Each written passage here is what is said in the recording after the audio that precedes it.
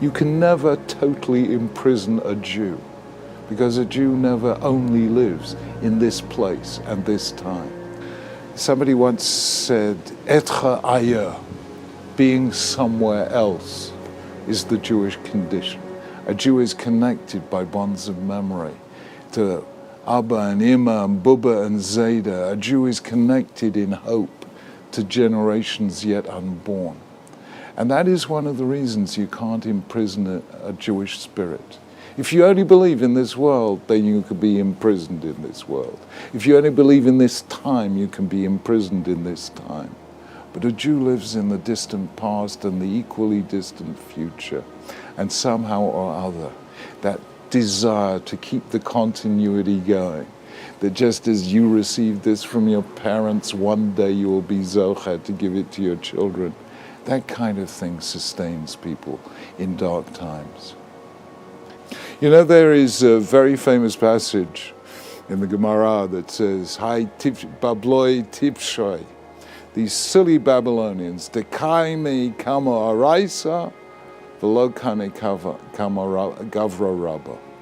They stand up when a Sefer Torah passes, but they don't stand up when a great human being passes. What is the Gemara saying? It is saying that there are some great human beings who are living Sifrei Torah. And we have to learn from them as we would learn from a Sefer Torah. That itself is a living Mussar lesson. You want to learn Mussar? Spend time in the company of survivors. If you have no survivors, read their testimony. And to my mind, every Holocaust survivor is a living Sefer Torah. You learn from them so much. The single most powerful message that comes to me out of the life of survivors is Uvocharto v'chaim. For us, that's self-evident. What are you supposed to do? Not live? But for somebody for whom every single day is fraught with trauma, with almost unbearable memories, to have faith in life, and you will not find any people in the world with a greater passion for life than the Holocaust survivors. I'll tell you a moment. I was terrified at the prospect of it. There is a permanent Holocaust exhibition at the Imperial War Museum in London. And 3 weeks before it opened to the public, the head of the museum invited Holocaust survivors to a dinner in the museum. I thought that they would be traumatized. They'd be going around looking at the exhibition and all the bad memories would come flooding back.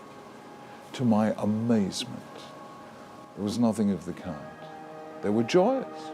They were so joyous, they talked all the way through my speech, Deborah Litzstad's speech, Sir Martin Gilbert's speech. It was like a simcha for them. And I said to them, how come you're so cheerful? They said, because until today, we wondered whether our story will be remembered. Now we know it will be. The burden of memory has been lifted from our shoulders. But the truth is, it has not been lifted from our shoulders. What 1/3 of our people died for, we must live for. What the Holocaust survivors teach us is that you can go through the darkest of nights and still survive, your faith still there and your hope still intact. They have given us the most precious of all legacies. Now let us take that legacy of faith and make it real in the world around us. Let us see whether we can be vehicles through which their faith lifts us to great acts of chesed, of Torah, of avodah. And so we can find ourselves in a situation in which the light of Judaism shines instead of being almost extinguished as it was then. We have work to do. We owe it to the survivors to carry on their faith and make it shine for the benefit not only of the Jewish people, but of all humanity.